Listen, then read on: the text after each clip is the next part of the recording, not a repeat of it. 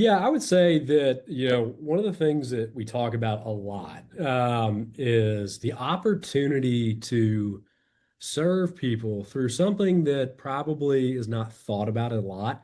You have this thing that you need to get rid of.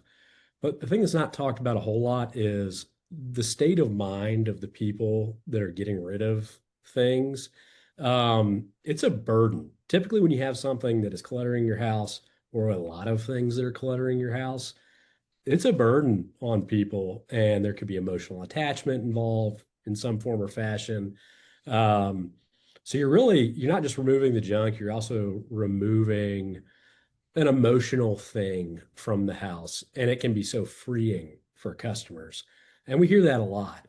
And we have to remind ourselves a lot because we can get caught in the mode of like, we just pick up somebody's couch or mattress, but it's not just a couch. It's not just a mattress. There's some kind of emotional tie to it that might be freeing for somebody. Business with a servant's heart. Welcome to the podcast. Business with a servant's heart. Listen to the podcast. We're all about to talk on life. Our guest will share his life story. We want you to success in life. We're ready and we will start shortly. We're gonna talk on life. We're gonna talk on business. You're gonna shine bright. We are gonna witness. Shout out to my sponsors, A Mind for All Seasons. Your brain is your greatest competitive edge, so why not optimize it? Just text optimize to 72000, 72000 for instant access to 6 quick videos that help you think faster, remember more, and stay focused longer. A big thanks to Epic App, the 4-step storytelling system I use every day to connect and to convert. Try it free. Email me at stever1961@gmail.com. That's stevr1961@gmail.com, and I'll get you the free app.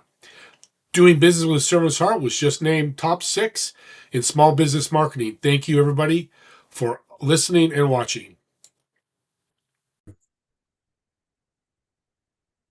Welcome, everyone, to Doing Business with a Servant's Heart podcast.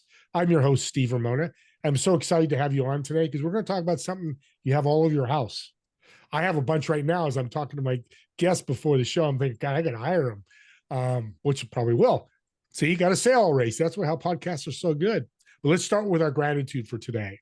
Just in case you haven't heard this in a while, I thought I'd let you all know that you are amazing. Wake up in the morning and think you're amazing. Makes a difference in your life and your business. So think amazing and you'll be better. With that being said, let's bring our guest on. Greg, welcome to the show. Hey, Steve, thanks for having me on. Junk. A lot of it. A lot of it. How do you handle it? Well, we handle it in a different way than the rest of the industry. So we're the first mover in our industry to basically Uberize junk removal. We did that through an e-commerce model where we pre-price jobs up front online, so customers know exactly what they're going to pay before they ever have anybody come out on site. And then on the back end of that, once they've made a buying decision, we couple them with a vetted pro that it's local to them and have it hauled away. So it's a really seamless, easy transaction for everybody involved. And the loaders, that's what we call our providers, they love it just because they don't have to go pay for work. They're getting it from us. Yeah, you're saving the marketing and you're getting warm, very hot leads, not even warm leads, hot leads for them. Exactly. Mm-hmm. Walk us through the journey. I'm the customer and I've got junk I need to be removed. Sure. Yeah, really simple. You're going to find us online through search. We put a lot of effort behind that to make sure that you find us as one of your options. Come online, you type in your zip code, you tell us what items you have, we're going to spit out a price instantly to you online. Once you've made that buying decision, it's a digital communication channel throughout the whole journey there. So we're going to couple you with your local provider once they accept your job, and that typically happens pretty quickly after you've prepaid for the job up front. And then service fulfillment is just as easy. you get text notifications along the way as your loader is going to come to your house, and then remove the junk, and then it's done. You don't have any more junk on your hands. It's pretty simple. Yeah. Sounds pretty interesting. And I Mhm. do have junk I got to remove. Like I said, I might be one of your next customers. So, how is tech involved? I mean, it sounds like tech is a big part of it. Mhm. Talk about your tech for the entrepreneurs out there that thinking about, do I really need tech in my business? Yeah. I start with saying that we did not start out high tech. We started out low tech. And if you're an entrepreneur and you're trying to get off the ground, I would advise you not to try to go develop technology first. We proved out the model without technology first. And you can do that when you're small. You can really muscle things and coordinate manually, but give the feel that there's some technology involved to the consumer. Um, but yeah, over the years, starting in about 2016, we started developing our own proprietary platform after we validated the idea in a manual process. And the whole platform's homegrown. So on the front end with the consumer, on our booking system, all the way to service fulfillment, we have our own mobile application that we've developed in-house to facilitate that work. So yeah, technology is core to what we do as a business. It's definitely a critical layer for us at scale. And Yeah. then we were also getting into AI. AI, everybody is incorporating that in some form or fashion. So that's a big piece of where we're going in the future. You said something so important I want to bring back up. You said you'll find LoadUp's name in the company and we'll bring it back up. But LoadUp, you want to be found when somebody are searching. How Mhm. important is that for people listening that are entrepreneurs and business owners to say that with such confidence, like you said, and how does it impact your business? Mhm. Yeah, one of our things that really makes us ultra competitive in our space isn't just the service fulfillment and the pre-pricing. It's the fact that we own demand digitally. Everything's trending toward digital demand. You can have good physical presence and that helps support your digital demand. But in this day and age, you have to really nail down owning digital demand. Um, so it's incredibly important. It's one of the best investments you could make into your business, assuming you have the capacity to handle more business. This is going to be nuanced depending on what industry you're in. But yeah, owning demand online, that is something that pretty much every industry is going to have to be involved in moving forward. Does that help scale your company? Yeah, that's really how we started to scale the company. When we first Interesting. started out, we had a lot of corporate partnerships that helped us scale the business. But when COVID happened, some of those corporate partnerships, they got compromised. And we had to kind of reinvent the business to an extent. And digital demand just exploded once COVID happened. Everybody's sitting at home, everybody's searching online because they're not going out physically, Yeah. seeing a billboard or anything like that, some of those traditional methods.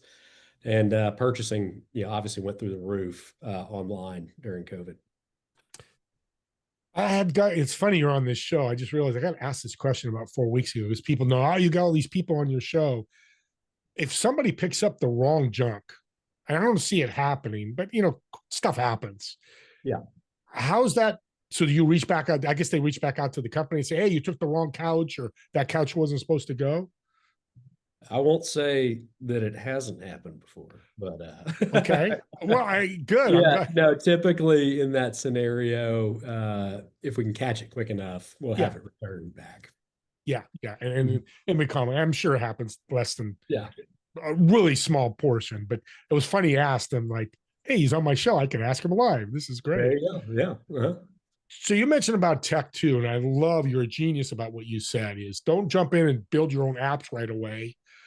Use other tech. What is some tips you can give some entrepreneurs and owners here to find the right tech that work for you guys that they can look for?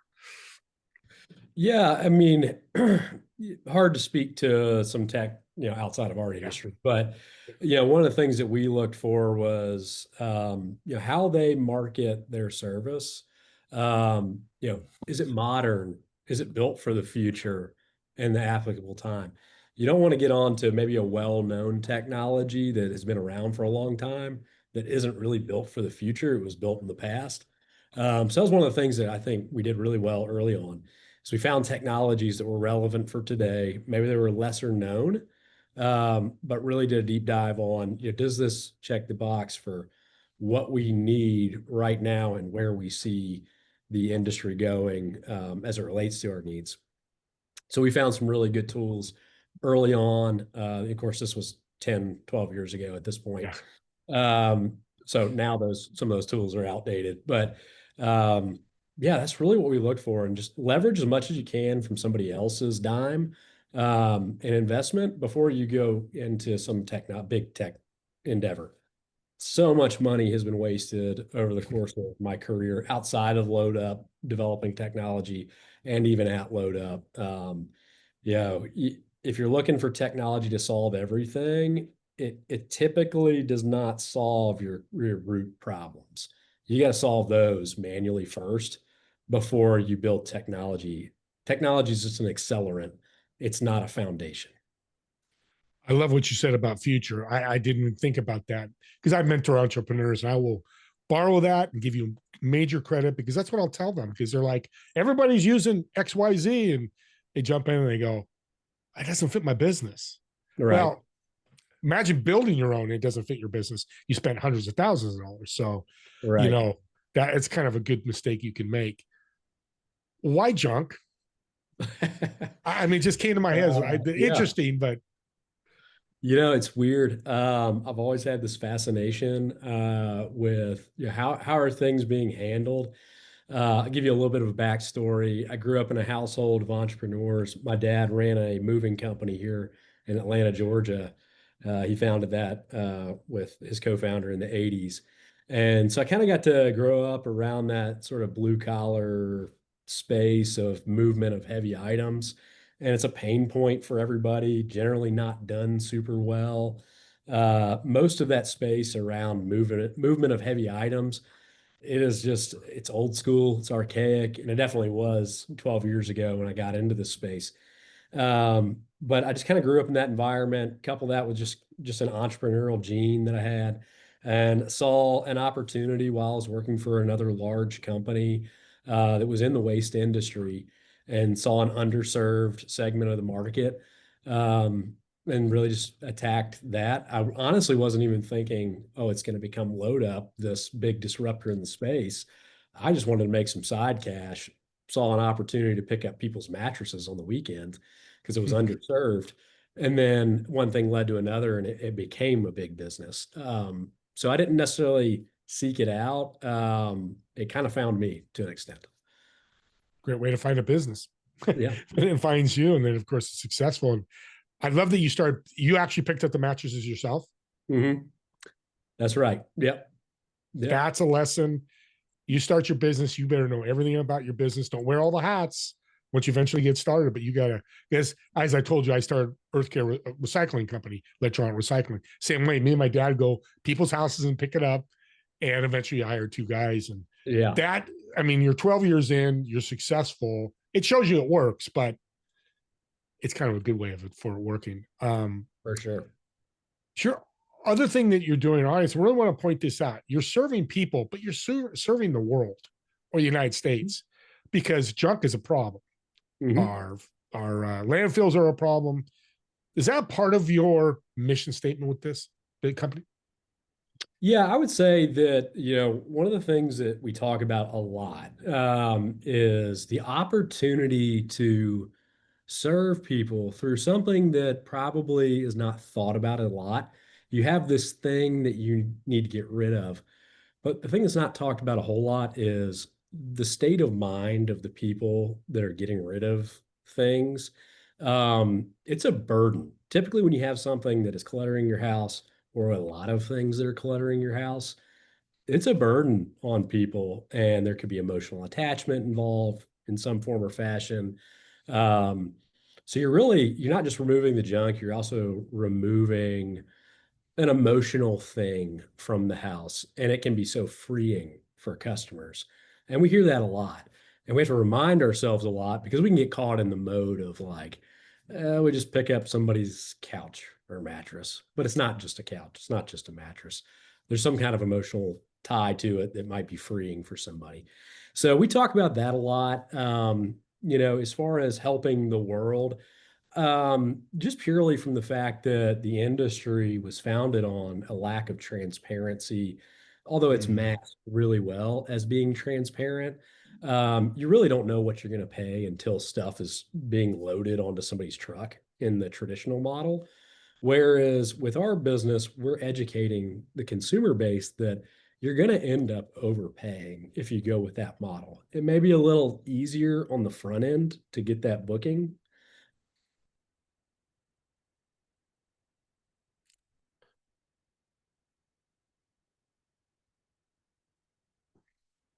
Just educating the consumer base, making it really simple, and saving the consumer some money in the process. Yeah, that's fantastic. I know I had a little, okay, good, little tech problem. That's okay. I could hear you, so that's good. Okay. It's my end. Um, thank you, because your humbleness is great, but you really are making a difference because it is a problem. Tell us a story, because you're right. It's an emotional thing, and I've dealt with it with friends and family. Can you tell us a story? I'm sure you have 12 years of them, of how that made a difference.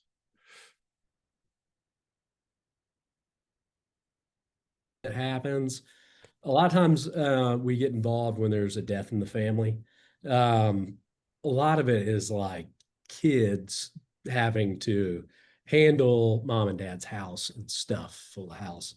And there's often a timeline associated with, moving out of that house because it might be getting sold. It's just an emotional time. And we hear a lot of stories around how how easy we made it to lift some of the burden off of people by being quick, being efficient. Nothing like lightning bolt striking down from the sky, changing somebody's life overnight, but it's a small part of lifting the burden off of people who are dealing with a really traumatic situation. Yeah, impact is small, medium, and large. Mhm. If you make an impact, you've done good, That's right. and, Mhm. and that's what you're doing. And how do you handle speed and keep it high quality? Yeah, it has come over time. I'd say that our systems help with speed because as soon as we get a job in, we can distribute it out to an open network of providers that are looking for the business. And there's a high availability. So we're not constrained by selling a franchise or owning an asset out in the market. These are all independent operators that are out in the market that have been vetted by us. So there's quality control that's built into the platform just for quality's sake. But the model itself lends to speed because the faster we can take care of a job, we can move on. They can move on to the next job. Um, Hopefully that gives some context Yeah. into how it works. No, no, it does, and that's something that entrepreneurs, business as business people, we need to keep that. How can we keep the speed going with the high quality? Don't sacrifice either one just to make a buck. And Right. you're not doing that, and that's great.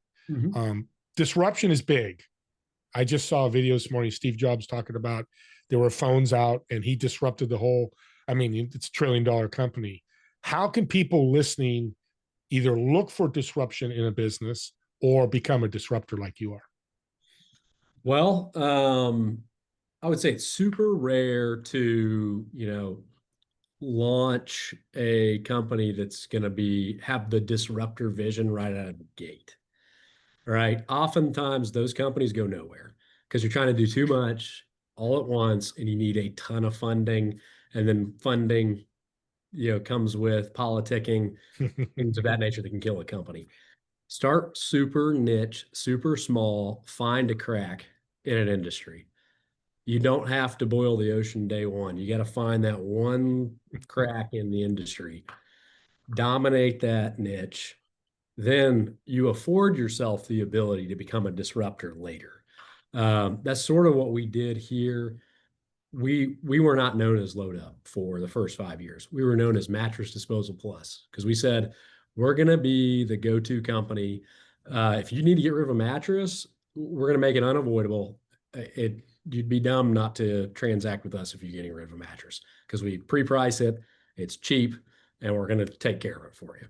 So that's how we dominated out of the gate, and then it afforded us the ability to go broader. I love what you just said. I'm going to bring it up again. You didn't boil the ocean on day one. Audience, he said ocean, not the pot of water, ocean. I love that. I'm going to borrow that and share that because that's so true. People get so passionate, excited.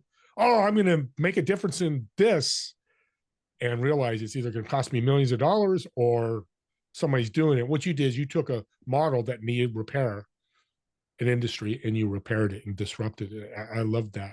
What's the future look like for your company? Yeah. So right now we deal heavy transaction base with consumers, and that business has been amazing to us.